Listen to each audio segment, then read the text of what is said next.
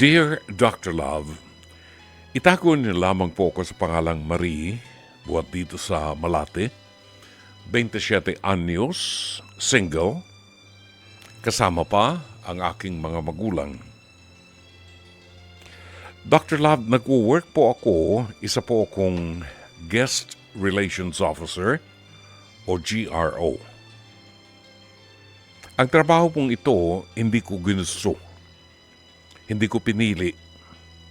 Ni hindi sumagi sa isip ko na papasukin ko. Pero heto po ako ngayon, magtatatlong taon na po ako dito. Dr. Love, gusto ko pong humingi ng tulong sa inyo. Gusto ko na pong tapusin ang paghihirap ko. Gusto ko na pong itigil ito. Gusto ko na pong kumawala sa impyernong buhay na ito.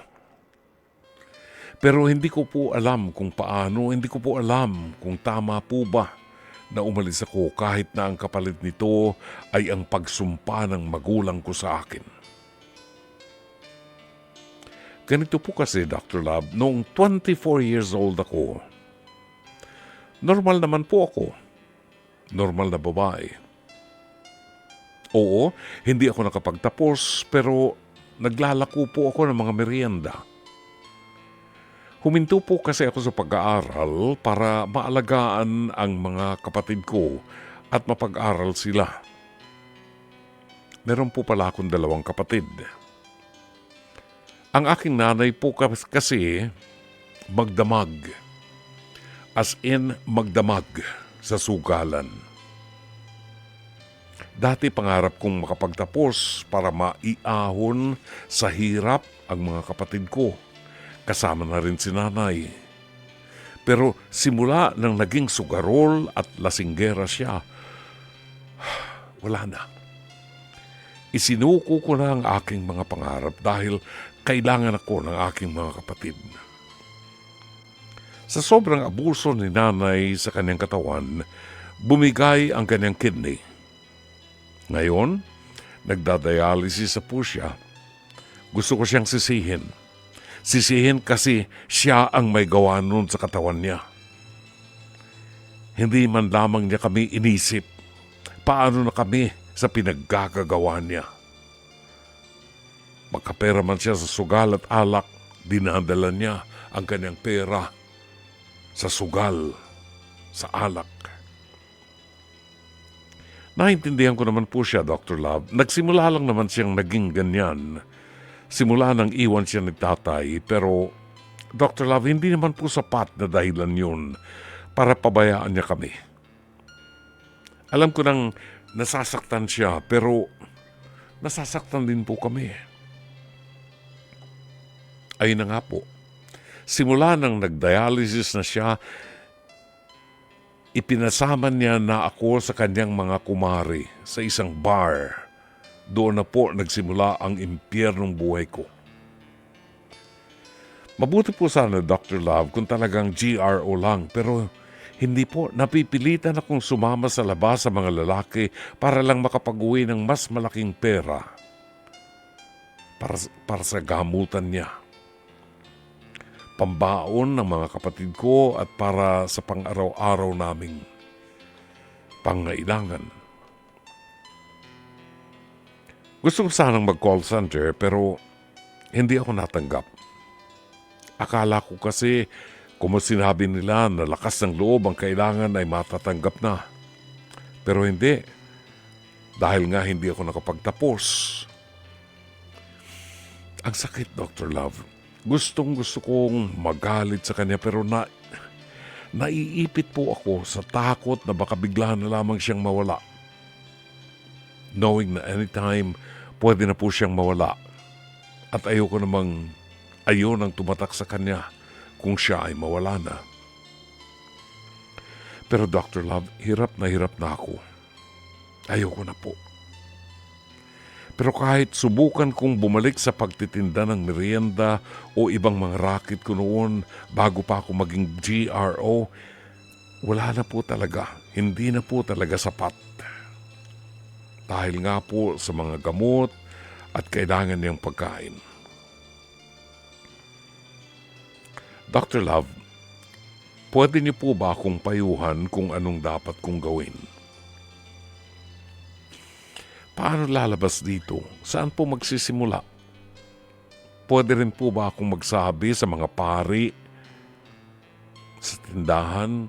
Gusto ko pong umiyak. Gusto ko pong maranasang magsumbong para lang gumaang yung pakiramdam ko. Wala po kasi akong masabihan. Hindi ko naman po pwedeng ipakita o ipaalam sa mga kapatid ko. Ayokong mamulat sila sa mundong ginagalawan ko na mismong magulang ko ang naghatid sa akin doon. Sana po ay mapayuhan ninyo ako at ang mga babaeng katulad ko. Umaasa at nagpapasalamat. Nagmamahal. Marie. Nakalulungkot. Una, ang nakita ko rito ay ang pangangailangan ng isang magulang na makitang isang magandang ehemplo o modelo sa kanyang anak. Kay Marie mismo nanggaling ang pagkawala ng kanyang interes na mabuhay ng desente at mangarap at abutin ang kanyang mga pangarap. Ang pagkamatay ng kanyang mga pangarap dahilan sa kapabayaan ng kanyang ina na hindi marunong mag-address ng mga suliranin at pagsubok ng buhay na kanyang kinakaharap. Hiniwalayan sila ng kanyang ama at ang kanyang ina.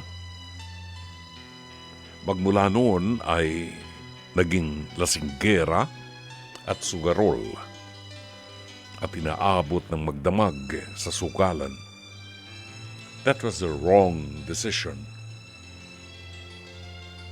At hindi naging magandang ehemplo para kay Marie na makita niya ang kanyang ina na imbis ipakita sa kanya ang tatag para lumaban ay ginugol ang kanyang lakas sa mga bagay na walang kakwenta-kwenta. Paglalasing at sugal. Parang maibabalik ng sugal at ng pag-inom ng alak ang magandang pamilya niya. At ito ang sumira sa mga pangarap ni Marie. Hindi natin siya masisi. Ngayon, sa kakapusan ng pera at dahilan sa poverty, itinulak ng kanyang ina ang kanyang anak na babae para pumasok sa isang bar at magtrabaho bilang isang GRO. Okay lang sanang GRO, Guest Relations Officer, kung susundan natin ang tunay na kahulugan ng GRO, nag-e-entertain lamang po ito ng mga customers. Pero nauuwi sa mas kakaibang pagpapatakbo at nagiging prostitusyon ng mga mahihirap ang hanap buhay na ito, na itinetake out sila, nagbabayad ng bar fee ang lalaki para ma-take out ang babae katulad ni Marie, dadalhin sa motel at kakain ng pansit canton. And this is one of the fruits of poverty in the Philippines. Ang nakalulungkot po, kung ating pag-aaralan, ang sabi, ang Pilipinas daw, ang isang third world country na napakahirap. Walang pondo sa gobyerno para pakinabangan ng mamamayan. Napakahirap na bansa, pero ang yumayaman ay ang mga politikong nakaupo sa posisyon na hindi ina-address ang kahirapan sapagkat mina-maximize, kinakapitalize ng mga politiko ang mga mahihirap lalo sa panahon ng eleksyon na binabayaran nila para bayaran sila, para iboto sila sa eleksyon at nang pumuwesto muli sila at makakuha at makakurakot. ng pera ng bayan. Kailan pa kaya pupugnawin ng Diyos ang ating bansa sa dami ng mga walang hiyang politiko na nagpapatakbo ng ating gobyerno at ang mga mahihirap na tao kagaya ni Marie ay nagbebenta ng laman para kumita ng kaunti para mapag-aral ang kanyang mga kapatid at masuportahan ang kanyang ina sa kanyang karamdaman. Naiisip pa kaya ito ng mga nagpapatakbo ng ating gobyerno? At itong kadalasang nakikita naming problema sa face-to-face. Tuwing may taping kami, people are capitalizing on their poverty. Uupo doon, hindi pa natatanong, iiyak na kasi mahirap po kami. Hindi ho ako nakakabayad kasi ho ang bubong namin ay plastic lamang. Kasi ho ang bubong namin ay ganyan. Kasi ho wala kaming makain. My goodness. At tingnan ninyo mga politiko natin, pagdaan sa EDSA, meron pang sweeper, may humahawi pa sa dadaanan nila. At marami silang mga nakabantay sa kanila ng mga security. Hanggang kailan kaya? Ang malinaw, Marie, hindi ka maaaring manatili sa buhay na yan. Alam kong pagtatawanan niyo ko. Pagtatawanan niyo si Dr. Love pag sinabi niyang umalis ka dyan sa hanap buhay na yan. Kasi saan natin ilalagay at paano kikita si Marie? Mapapantayan ba natin yung kinikita ni Marie na maghuwad lamang siya ng panty sa isang gabi? Sa loob ng ilang minuto, kikita siya ng 1,000? Kaya ba nating pantayan? At ito ang katotohanan. Kaya maraming prostitute sa Pilipinas. Because of poverty at kawalan ng moral values. Kung gugustuhin mo, Marie, maaaring magbago.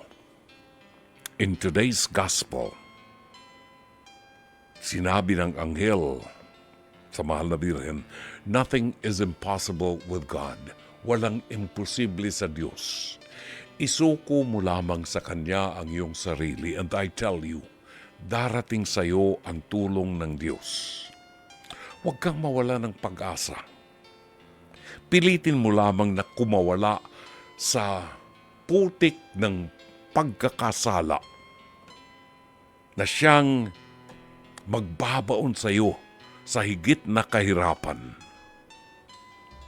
In the meantime, ang mahalaga sa iyo ay mailabas mo ang sama ng loob at ang galit na mayroon ka sa puso mo. I would suggest that you go to a priest, magtungo ka sa inyong simbahan. Kung ikaw ay Katoliko, makipagkwentuhan ka lang sa pari. Sabihin mo lang sa pari na gusto mong mag-unload ng bigat ng iyong damdamin. I'm sure merong paring makikinig sa iyo. At huwag kang mawalan ng pag-asa. Sapagkat darating ang tulong ng Panginoon. Tatagan mo lang. Kami man dito sa programang ito ay hahanap ng paraan para matulungan ka na makaahon sa putik na iyong kinasasadlakan sa ngayon. Asahan mo ang aming mga panalangin, Marie, at hindi dito magtatapos ang kasaysayan mo sapagkat gagawa kami ng paraan para matulungan ka.